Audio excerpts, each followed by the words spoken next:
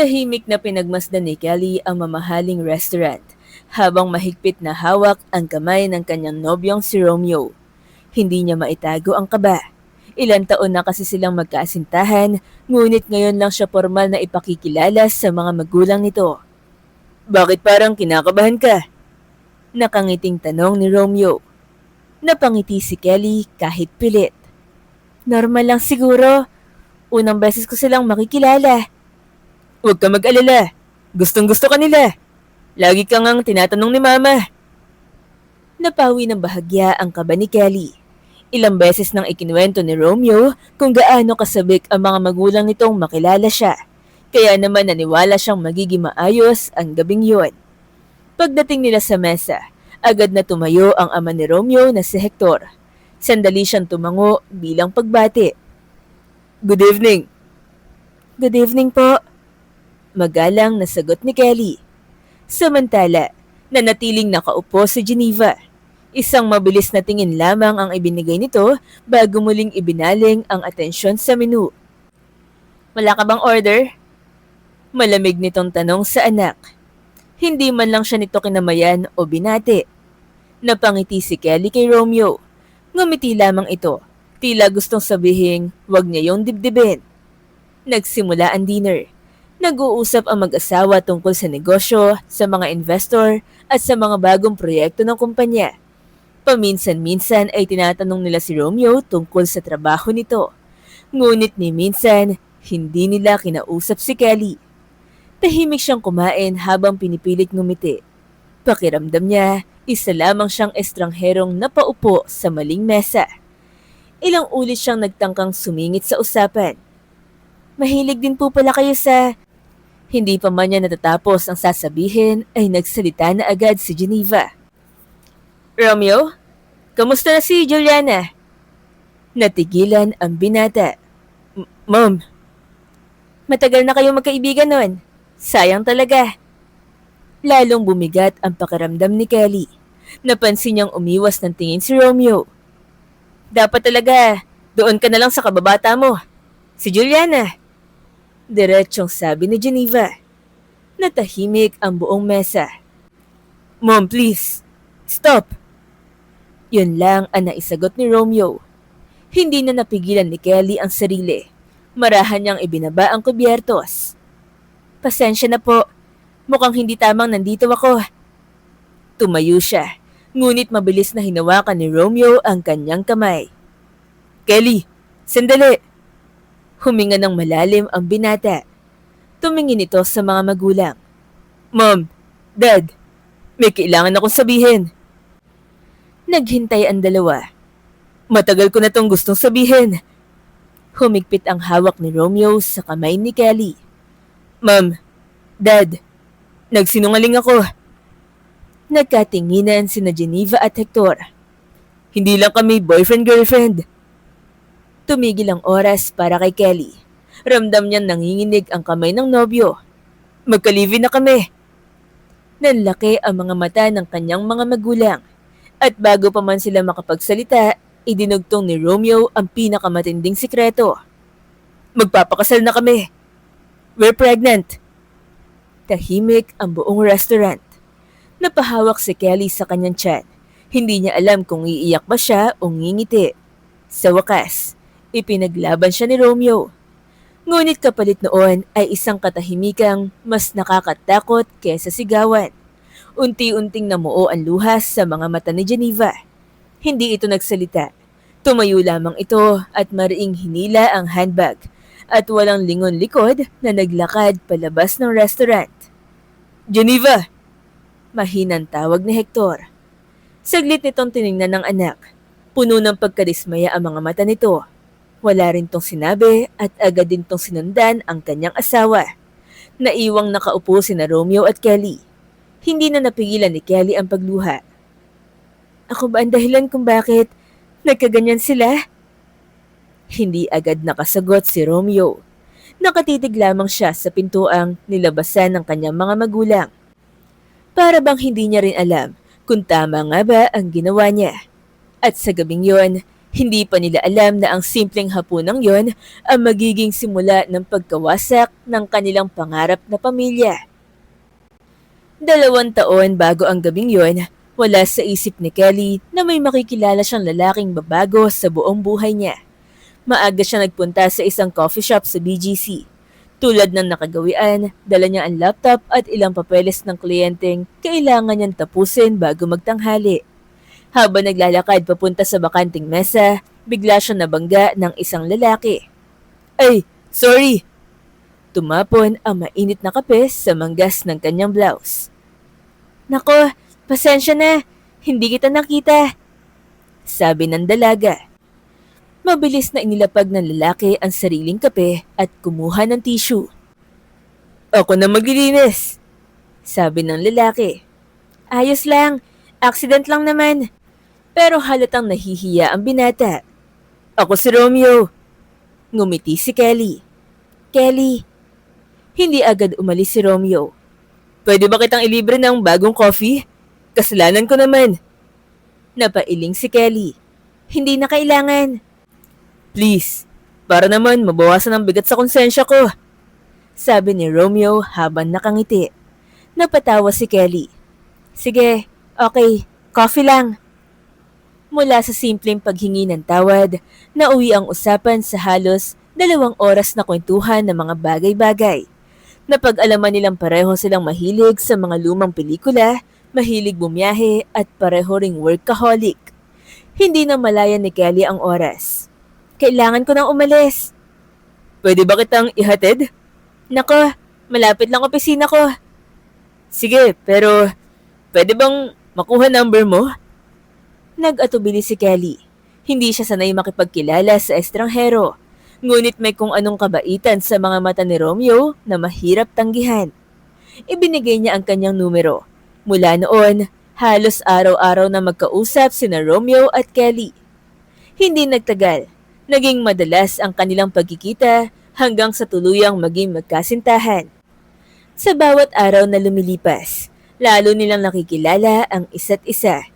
Sinusundo ni Romeo si Kelly matapos ang trabaho, ipinagluluto kapag pagod at sinasamahan sa bawat pagkakataong kailangan nito ng karamay. Unti-unti, naging sentro sila ng buhay ng isa't isa. Isang araw, habang magkasama naglalakad sa parke, huminto si Romeo at hinawakan ang kamay ni Kelly. Hinding-hindi kita sasaktan. Hindi rin kita iiwanan. Napangiti si Kelly at buong puso siyang naniwala. Makalipas ang ilang buwan, niyaya ni Romeo si Kelly na magsama na sila sa iisang bahay. Nag-alinlangan man sa una si Kelly, pumayag din siya nang tiyakin ni Romeo na handa na siyang bumuo ng sariling pamilya. Hindi na niya pinansin ng sandaling matigilan ang binata nang mabanggit niya ang mga magulang nito. Buo ang tiwala niya rito. Lumipat si Kelly sa condominium ni Romeo. Doon nila binuo ang kanilang simpleng buhay. Magkasabay silang gumigising, kumakain, nagtatawanan at nangangarap ng kinabukasan. Sa bawat araw na lumilipas, lalo lamang nahuhulog si Kelly sa lalaking pinili niyang mahalin. Lumipas ang ilang buwan. Labis ang saya ni na Romeo at Kelly nang malaman nilang magkakaanak na sila. Isang umaga, luhaan na ipinakita ni Kelly ang pregnancy test kay Romeo. Saglit tong natulala bago siya niyakap ng mahigpit. Akala ni Kelly, yun na ang simula ng buhay na matagal nilang pinapangarap. Habang lumalaki ang kanyang tiyan, lalong madalas ang pagkahilo at pagkapagod niya. Dahil dito, nagpasya siyang huminto muna sa pagtatrabaho bilang real estate agent upang unahin ang kanyang pagbubuntis. Nangako naman si Romeo na siya na ang bahala sa kanilang mag-iina, dahilan upang lalo siyang pagkatiwalaan ni Kelly. Dumating ang araw ng kanilang ultrasound. Magkahawak kamay silang pumasok sa klinik. Habang minamasdan ng obstetrician ang monitor, bigla itong napangiti. Congratulations! Napangiti rin si Kelly. Babae po ba o lalaki? Mahinang natawa ang doktor. Hindi pa natin masasabi ang gender. Nagkatinginan ang dalawa. Pero may mas maganda akong balita. Nanlaki ang mga mata ni Kelly. Ano po yun, Doc? Twin pregnancy. Parang huminto ang mundo. Dok, dalawa? Tumango ang doktor. Oo, dalawang malalakas ang heartbeat. Hindi napigilan ni Kelly ang pag-iyak. Napahawak siya sa tiyan habang nakatitig sa monitor. Dalawa. Masaya siyang humarap kay Romeo. Love, kambal. Ngunit hindi siya sinalubong ng kaparehong saya. Nakatitig lamang si Romeo sa screen. Namumutla ang mukha nito at halatang hindi makapaniwala. Romeo? Napatingin ito sa kanya at pilit nang umiti. Masaya ako. Ngunit hindi yon ang sinasabi ng mga mata nito. Tahimik silang umuwi. Kinagabihan, nadatnan niya si Romeo na mag-isang nakatanaw sa balkonahe. Nang tanungin niya kung ayos lamang ito, sinabi nitong nabigla siya sa balitang kambal ang kanilang magiging anak. Pinili ni Kelly na paniwalaan yon. Yumakap siya sa nobyo at buong tiwalang bumulong na kakayanin nila ang lahat. Tahimik naman tumango si Romeo. Ngunit habang yakap ang buntis na nobya, hindi niya maalis sa isip ang mabigat na pasyang alam niyang kailangan niyang harapin. Sa pagitan ng babaeng mahal niya at ng pamilyang matagal nang gustong ipili siya ng kanyang ina. 6 na buwan nang dinadala ni Kelly ang kambal nilang anak. Habang lumalaki ang kanyang tiyan, lalo rin niya napapansin ang unti-unting pagbabago ni Romeo. Dati, sabay silang kumakain ng almusal. Ngayon, maaga na itong umaalis.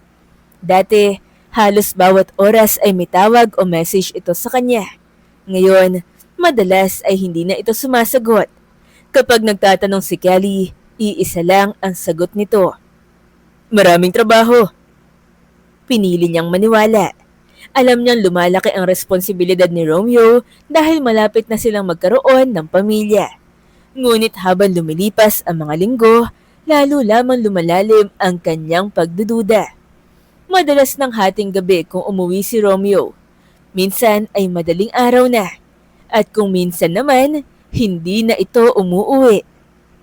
Love, saan ka natulog kagabi? Mahinahon niyang tanong isang umaga. Sa halip na tumingin sa kanya, abala si Romeo sa pagsusuot ng relo. Nag-overtime kami. Sa office na ako nakatulog. Hindi ka man lang nag-text. Wala akong oras. Maikli, malamig, walang lambing.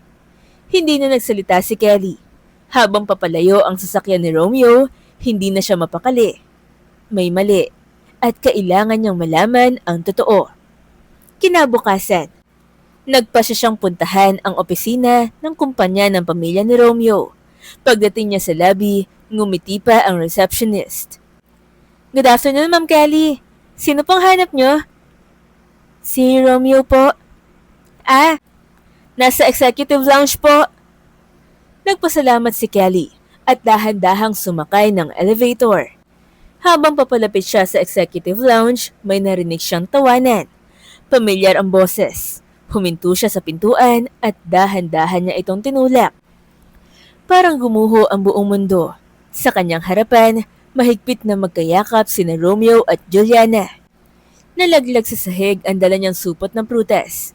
Sabay na napalingon ang dalawa. Kelly! Gulat na sambit ni Romeo. Namutla rin si Juliana. Hindi ito ang iniisip mo. Hindi na napigilan ni Kelly ang pagpatak ng kanyang mga luha. 6 na buwan ako nagtiwala sa'yo. Nanginginig ang kanyang boses. Habang dala ko ang mga anak natin, may iba ka na palang kasama. Lumayo si Juliana. Kelly, makinig ka muna. Ano pang papakinggan ko? Sigaw niya. Kitang-kita ko na. Lumapit si Romeo. Kelly, tapusin na natin to. Natigilan siya. Ano? Huminga ng malalim si Romeo. Hindi ko kaya maging ama. Parang huminto ang tibok ng puso ni Kelly. Hindi ko naman talaga mahal ang buhay na pinili ko. Napailing siya. Hindi mo ako mahal? Tahimik na yumuko si Romeo. Minahal kita. Pero hindi sapat. Tapos, ikakasal na kami ni Juliana. Nag-init ang dugo ni Kelly. Tumingin siya kay Juliana na tahimik lamang sa isang sulok. Pagkatapos ay ibinalik niya ang tingin kay Romeo. Kaya mo kaming iwan? Wala na magbabago. Biglang umalingaw-ngaw ang isang malakas na sampal. Napahawak si Romeo sa kanyang pisngi. Hindi siya gumanti. Hindi rin siya nagsalita. Punong-puno ng sakit ang mga mata ni Kelly. Ang sabihin mo, nanginginig niyang wika. Mama's boy ka! Naniga si Romeo. Hindi mo ayaw maging ama. Ang totoo, ayaw lang ng mama mo sa akin. Tumulo ang luha ni Kelly. Pinili mo ang kagustuhan niya kaysa sa sarili mong mga anak. Tahimik ang buong opisina. Walang sino man ang nangahas magsalita. Marahang hinaplos ni Kelly ang kanyang chat. Huwag kayong mag-alala. Mahina niyang bulong sa kambal na nasa sinapupunan niya. Kahit wala na ang papa niyo, hindi ko kayo iiwan. Hindi na siya lumingon. Iniwan niya sina Romeo at Juliana na nakatayo sa gitna ng executive lounge. At sa bawat hakbang niya palabas ng gusali, isang pangako ang nabuo sa kanyang puso. Maaaring iniwan siya ng lalaking pinakamamahal niya. Ngunit hindi niya hahayaang maging katapusan yon ng kanyang buhay. Hindi pa niya alam na ang araw na yon ang magiging simula ng kanyang muling pagbangon. At balang araw, ang lalaking kusang sumira sa kanilang pamilya ang magsisisi sa desisyong hindi na niya kailanman mababawi. Lumipas ang maraming taon. Sa kabila ng matinding sakit na iniwan ni Romeo, hindi hinayaan ni Kelly na tuluyang wasakin siya ng nakaraan. Pagkatapos niyang manganak sa kambal, bumalik siya sa bahay ng kanyang mga magulang. Hindi siya iniwan ng mga ito, bagkus ay mainit na niyakap. Habang ang kanyang ina ang nag-aalaga sa dalawang apo, buong sipag namang bumalik si Kelly sa pagtatrabaho bilang real estate agent. Araw-araw siyang lumalabas upang makipagkita sa mga kliyente.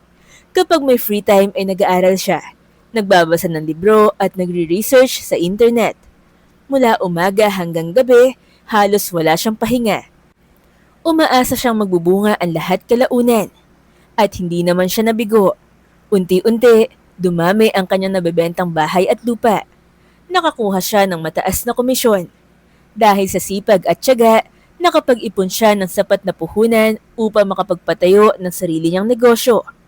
Mas lalo pa yung lumago dahil pinag-aaralan at mabusisi siya sa bawat detalye. Makalipas ang ilang taon, isa na si Kelly sa pinakamatagumpay na negosyante sa kanilang lugar. Nakabili siya ng malaking bahay. Napag-aral niya ang kambal sa magandang paaralan. At higit sa lahat, naibigay niya sa kanyang mga anak ang buhay na minsan lang niyang pinangarap. Isang gabi, habang naghahapunan silang mag-iina, biglang lumabas sa telebisyon ang isang breaking news. Natuklasan ang multi-million embezzlement scam sa kanilang kumpanya ng pamilyang Montemayor. Nahaharap sa kasong estafa at syndicated fraud ang mga opisyal ng kumpanya, kabilang sina Hector, Geneva, Romeo Montemayor at ang asawa nitong si Juliana. Bigkas ng reporter. Natigilan si Kelly. Tahimik niyang pinanood ang balita. Ipinakita sa telebisyon ang pagdakip sa apat. Nakayuko si Hector. Umiiyak si Geneva. Nakaposa sina Romeo at Juliana habang isinasakay sa mobile patrol. Tahimik na sinara ni Kelly ang telebisyon. Mama, sabi ng isa. Napatingin sa kanya ang kambal. Kilala mo po ba sila? Sandaling natahimik si Kelly. Pagkatapos ay marahan siyang ngumiti. Dati, wala na po ba sila sa buhay natin? Hinaplos niya ang buhok ng dalawang anak. May mga tao kasing pinipiling sirain ang sarili nilang buhay. At may mga taong mas pinipiling bumangon. Mama, sabi ng isa pa sa kambal. Po? Ikaw po ba yung bumangon? Napaluha si Kelly. Ngunit sa pagkakataong yon, hindi na yon luha ng sakit, kundi luha ng tagumpay. Oo mga anak, kayo ang dahilan kung bakit hindi ako sumuko. Mahigpit siyang niyakap ng kambal. Habang nakatanaw sa bintana, napabuntong hininga si Kelly. Naaalala niya ang babaeng minsang umiyak sa isang restaurant. ang buntis na iniwan ng lalaking pinakamamahal nito.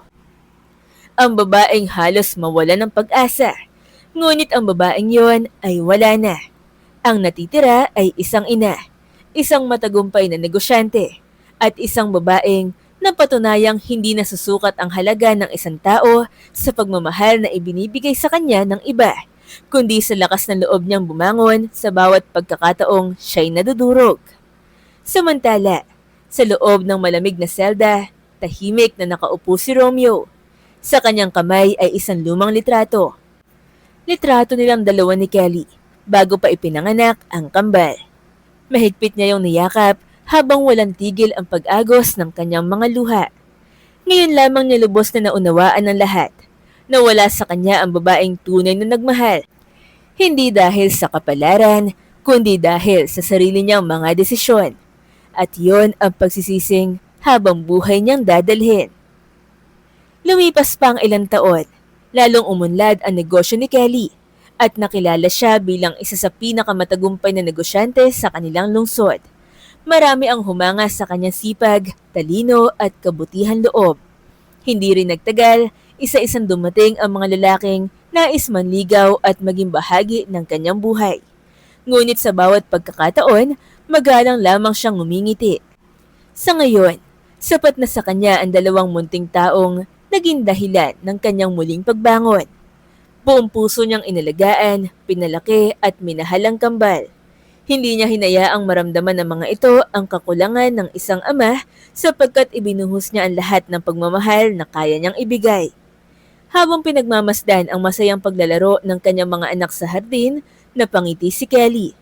Hindi man niya nahanap ang habang buhay na pag-ibig noon, natagpuan naman niya ang mas mahalagang dahilan upang mabuhay. At para sa kanya, sapat na ang pagmamahal ng kanyang kambal upang punuin ang pusong minsang nadurog. Mga ka-Phenoms, sa kwento ni Kelly, ating matututunan na ang tunay na tagumpay ay hindi nasusukat sa dami ng luha na naibuhos, kundi sa lakas ng loob na bumangon matapos ang pinakamabigat na pagsubok. Maaaring ipagpalit at saktan tayo ng mga taong minahal natin, ngunit hindi nila kayang nakawin ang ating halaga, pangarap, at kakayahang magsimula muli. Sa huli, ang mabubuting puso ay pinagpapala, at ang bawat maling desisyon ay may kaakibat na bunga. Mga ka-Phenoms, nagustuhan niyo ba ang kwento ni Kelly? Anong masasabi niyo sa pagbangon ni Kelly kahit na nadapa? I-comment niyo naman po sa baba ang opinion niyo. Maraming salamat po sa pakikinig. Hanggang sa muling kwentuhan, ito ang Phenom Stories.